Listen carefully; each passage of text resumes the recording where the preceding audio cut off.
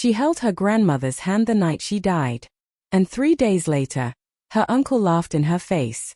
He pointed at her grandmother's will, a document signed by a dying woman with shaking hands and a clear, unbreakable mind, and he said 7 words she would never forget. "A piece of paper won't stop me." He said it twice. Slowly, like he wanted every person in that room to feel his certainty. What he didn't know, what he couldn't know, was that the woman he had just buried had spent her last good months on this earth building the most elegant trap he would ever walk into. And she had built it, just for him. Before this story goes any further, take 1 second to subscribe and hit that like button. Because stories like this one, about quiet love, invisible loyalty, and justice that doesn't need to raise its voice, are the ones that deserve to travel the world. Her name is Holly, and if you passed her on the street, you would never guess what she'd been through. She's a hospice nurse. The kind of person who sits beside strangers in their final hours and makes sure they don't have to be afraid. She learned to hold someone's hand through their last breath. She learned to keep her voice steady when everything inside her is breaking. She paid for her training 1 long night shift at a time. She had no savings cushion, no family money, no backup plan. Just her work and her grandmother. Her grandmother's name was Vivian. Vivian was 80 years old when Holly moved into her craftsman home on a quiet street to take care of her. Small house. Big love. A brass key on a faded blue ribbon hanging by the door. And every single night Holly came home late from a shift, there was a little yellow porch light burning over the front steps. Vivian would text her 1 word when she turned it on. On. That's it. Just, on. Meaning, you are not coming home to darkness tonight. I'm still here. Holly had no idea that the woman leaving the light on for her was also quietly, carefully, patiently preparing for a war she wouldn't live to fight herself. Because Vivian knew her family. She knew her son Raymond, Holly's uncle, had been circling this house for years. Not with visits or phone calls or homemade dinners. With a tape measure. With a calculating eye. With a phone in his hand, pacing the living room walls, his thumb moving like he was already counting square footage. He did it once while Vivian sat 6 feet away in her chair. He caught Holly watching him and grinned. "Just curious," he said. "For when it's mine someday." Vivian said nothing. She just smiled at her son. A small, quiet, private smile. And went back to her crossword. That smile. Holly would only understand it much, much later. Vivian died on a Tuesday morning in early March. In her own bed. With Holly holding her hand and the porch light still on outside. It was, by the standards of Holly's profession, a good death. Peaceful. Unafraid. At home. But grief doesn't care about standards. Holly had held 100 strangers through that exact moment. And she discovered, in the silence after, that it lands completely differently when it's the woman who raised you. She sat with her for a long time before she called anyone. Then the family arrived. And within an hour, Vivian's death stopped belonging to Holly. Raymond took over the kitchen. Lorraine, his wife, walked the room slowly with her arms crossed, running her hand along the banister the way you do when you're already thinking about staging furniture. Their daughter Brooke posted a black and white photo of Vivian online that same evening with a long, emotional caption about loss and legacy. Holly stood near the back at the funeral. She didn't have the energy to be angry yet. Grief had moved into her chest and taken up every room. But underneath it, cold and quiet, was a question she couldn't ignore. This house on Linden Street was the only home she had. Her whole adult life had folded itself into these walls. And the people circling the property had never once asked, not once, where Holly was supposed to go. 3 days after the burial, a lawyer named Walter Bell came to read the will. He was close to 70. Careful. Soft-spoken. The kind of man who reads every word out loud because he knows words are the only things that hold. He put on his glasses and began. The house on Linden Street, and the bulk of Vivian's estate, went to Holly. The room went still. Lorraine's breath caught sharp. Raymond's face changed color. And Belle, calm as a man reading a grocery list, continued. There was a cash bequest, he said.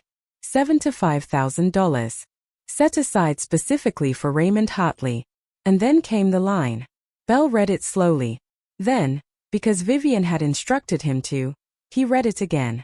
Any beneficiary who contests this will, or aids any contest of it, shall take nothing under it. And their gift shall pass as if they had not survived me. Raymond wasn't listening anymore. He had stopped at the house goes to Holly. Everything after that was just noise. He stood up so fast his chair scraped the floor.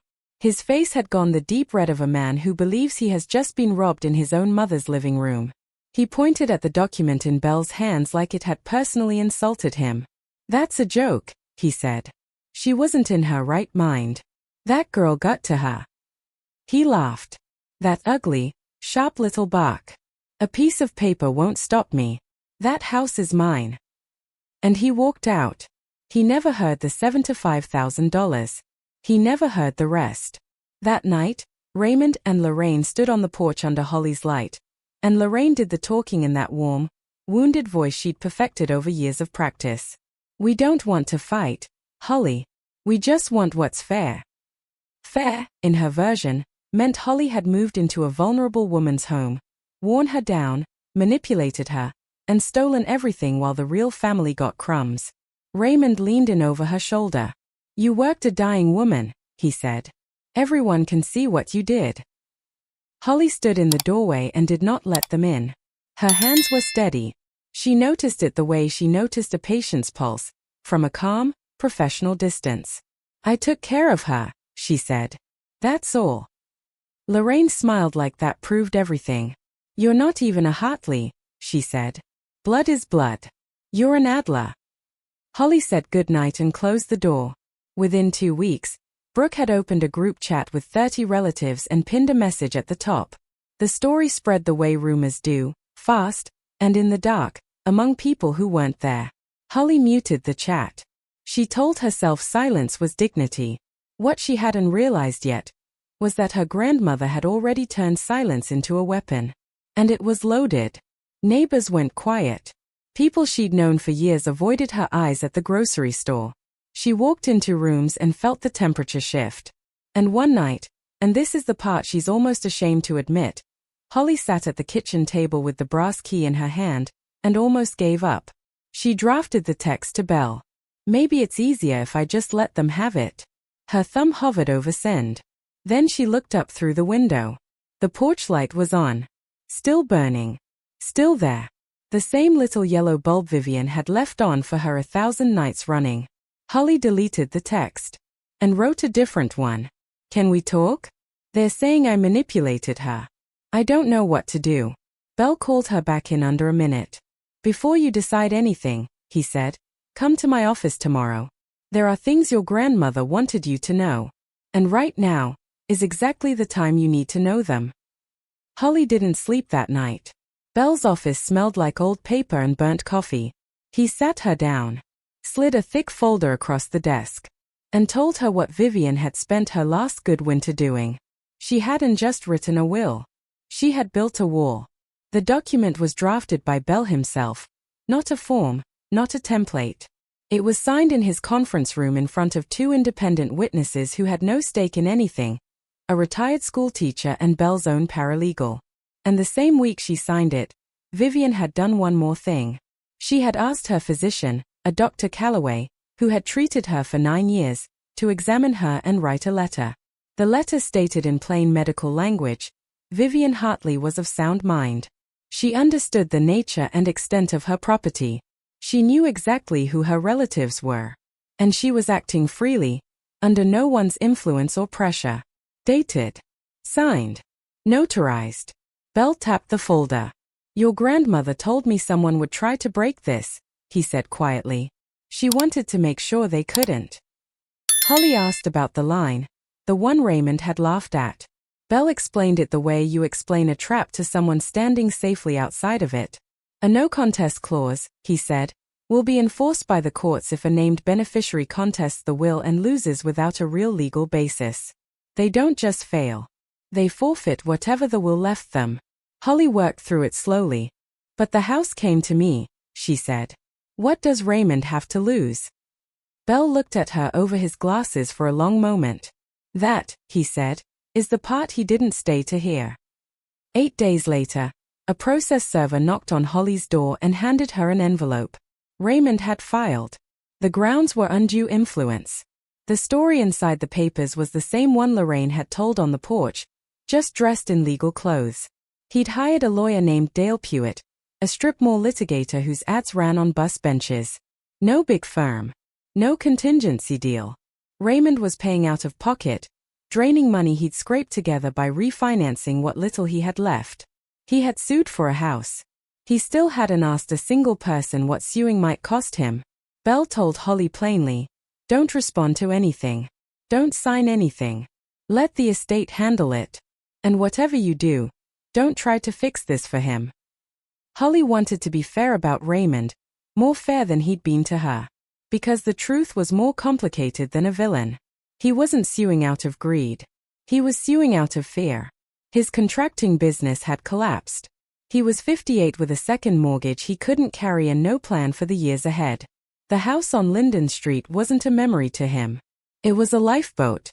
Holly sat with that for an afternoon. She even remembered being 9 years old and Raymond fixing the chain on a backyard swing.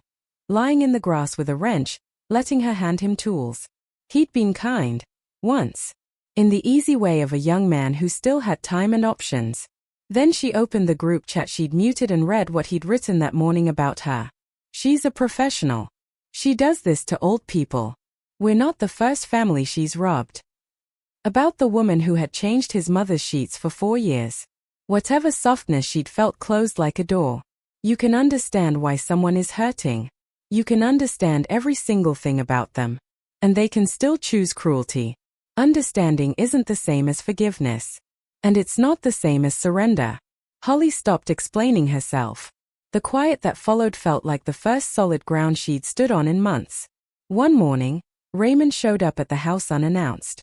No call. Just his truck in the driveway and his hand already out on the porch. He wanted the brass key. Not a key. The key. The one on the blue ribbon.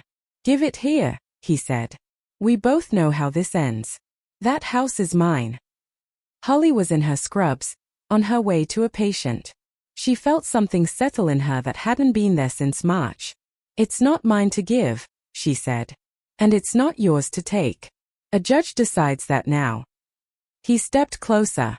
"A piece of paper won't stop me." Same words. Like a man who only knows one song. Holly held his eyes. "Then you don't need the key," she said. "You'll have the whole house soon enough." It was the closest she came to cruelty in any of this. "She's not sorry." She added one more thing, because some part of her still hadn't given up on him. "Go talk to a real lawyer, Ray. Not the bus bench guy. A real one. Before you do something you can't undo." He laughed in her face. "Don't manage me. I know what I'm doing." He didn't. And that was the last time she tried to tell him. 2 days later, Belle asked her to come back to his office. Not for paperwork. For something he couldn't send in the mail. He set a single envelope on the desk. Cream-colored. Sealed. Her name written on the front in Vivian's handwriting. Just the handwriting alone nearly undid her. "She wrote this the same week she signed the will," Belle said. Her instruction was specific. "Hold it, and give it to Holly only if someone contested. Not before." Holly asked why. Belle folded his hands.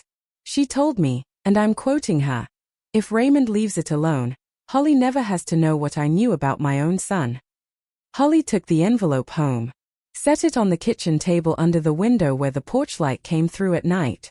And stared at it for a long time before she broke the seal. Some part of her already knew. Whatever was inside it would change the shape of everything. Vivian's letter began the way she always talked. No wasted words. No softness she didn't mean. "Holly, if you're reading this, Raymond did the thing I prayed he wouldn't." She had known her son. She'd watched him circle the house for years. She'd watched him love things more easily than people. And so when she made her will, she made a choice she needed Holly to understand. She had not cut Raymond out. She left him $7,000 to $5,000. Real money. Enough to clear his second mortgage. Enough to breathe. A door left open for him to walk through like a son and come out fine. But she knew him. So she built the door with a lock. "I'm not stealing from him," she wrote. I'm giving him exactly one chance to be the man I hoped for. And then the line Holly has never been able to forget. I didn't leave you out, Raymond. You left first. Holly read the letter 4 times. And as she read it, the full shape of what was coming became cold and clear. Raymond was about to throw away $75,000 he didn't even know he had.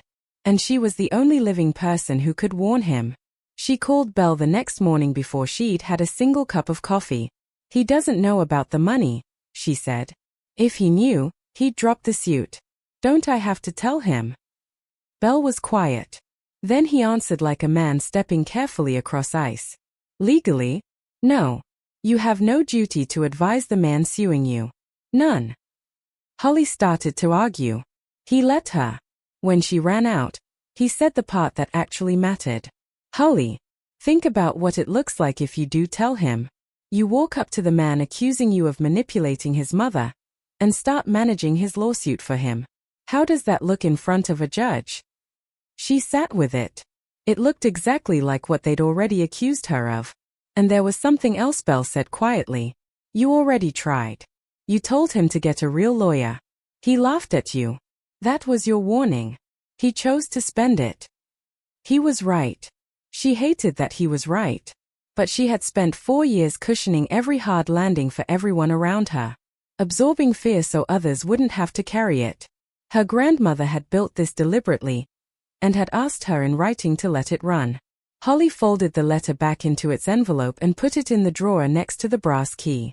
Okay, she told Belle. I'll let it run.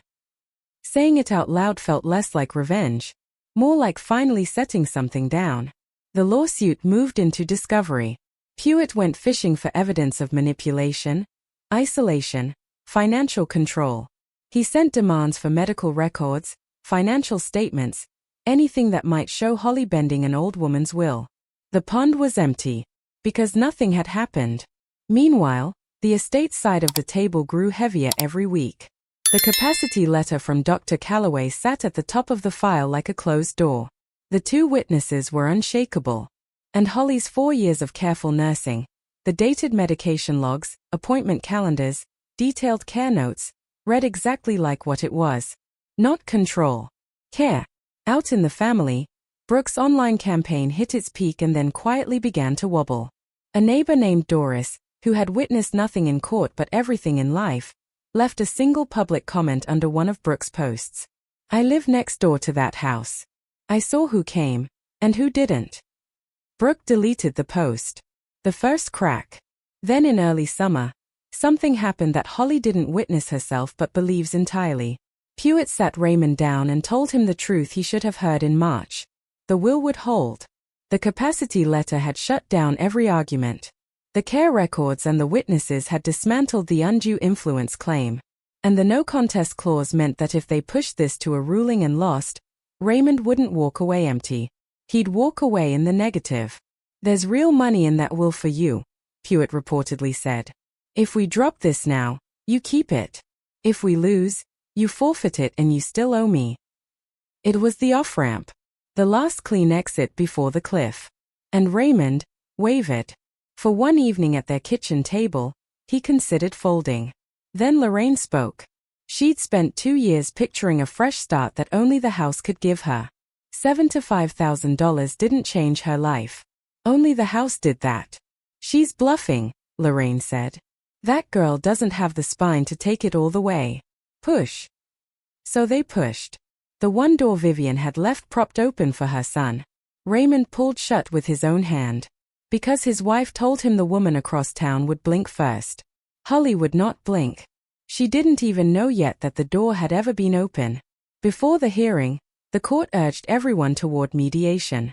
They sat in a beige conference room across a long table, families at opposite ends, lawyers beside them. The offer was simple. Holly could hand Raymond something. Cash, a percentage, anything, and he'd drop the contest. It would all go quiet. The grocery store would warm back up. The group chat would go silent. And here is her confession for this part of the story. She wanted to take it. Not because she doubted the will. Because the old reflex stood up inside her, tall and familiar, and stretched. Make it comfortable. Smooth it over. Give them something so nobody has to hurt anymore. Her whole life had trained her to be the one who folds so the room can relax. And the pull was so strong she had to grip the edge of the table. Then she thought of her grandmother, 84 years old in a lawyer's conference room, spending one of her last clear afternoons building this exact protection. So Holly would never have to negotiate for what had been freely given. Folding wouldn't honor her. It would erase her. She looked across the table at Raymond, who wouldn't meet her eyes. "I'm not trying to punish him," she said, and she meant every word. "I'm just not going to rescue him from himself anymore." Belle told the mediator they declined. They walked out into the parking lot and the air felt different in Holly's lungs. The night before the hearing, a summer storm knocked out the power on Linden Street. The whole block went dark at once, including the porch light. Holly stood at the front window in the sudden black and felt the absence of it like a held breath. For 4 years, that little yellow bulb had been the last thing she saw before sleep. Her grandmother's one-word promise that she would never come home to darkness. And now it was out. The night before everything. Holly found the old storm lantern in the hall closet, the one Vivian kept for exactly these nights, and carried it out to the porch rail. She lit it by hand. The flame caught. Steadied. The steps glowed warm again. She stood there in the smell of rain with the lantern going and felt, for the first time in months, completely calm. She wasn't nervous about the hearing. She wasn't rehearsing anything. There was nothing for her to say. Her grandmother had already said it. In a lawyer's conference room, in a sealed letter, in $75,000 and one underlined line. Raymond still believed a piece of paper couldn't stop him.